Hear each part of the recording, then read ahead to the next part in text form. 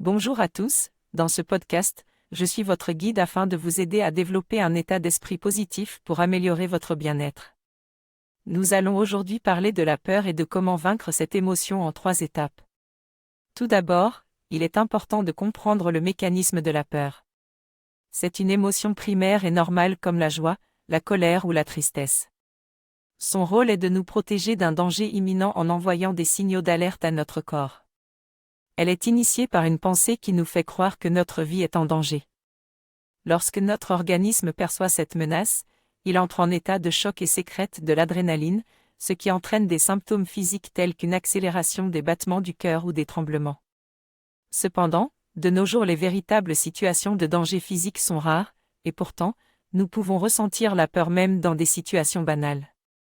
Il existe plusieurs raisons pour cela, notamment les traumatismes vécus dans l'enfance ou des peurs ancestrales conservées dans notre mémoire génétique.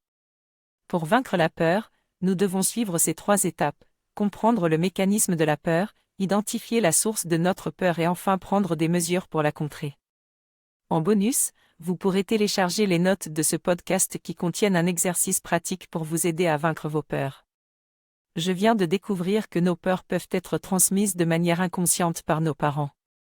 Identifier nos peurs est la première étape pour les surmonter. Pour cela, il existe une méthode appelée « les pots de confiture » qui consiste à noter l'intensité de nos peurs sur papier. Ensuite, il y a plusieurs techniques pour surmonter nos peurs. La première est de se visualiser sans peur, en situation de confiance. Ensuite, sortir de notre zone de confort et se confronter à ce qui nous fait peur peut aider à nous familiariser avec cette situation. Apprendre à se relaxer est également une méthode utile, par exemple avec la pratique de la méditation, la sophrologie ou le sport. Enfin, répéter les actions qui nous ont permis de dépasser nos peurs dans le passé demande de l'engagement et de la persévérance. La vie est trop courte pour laisser nos peurs prendre le dessus sur nos rêves et notre bonheur.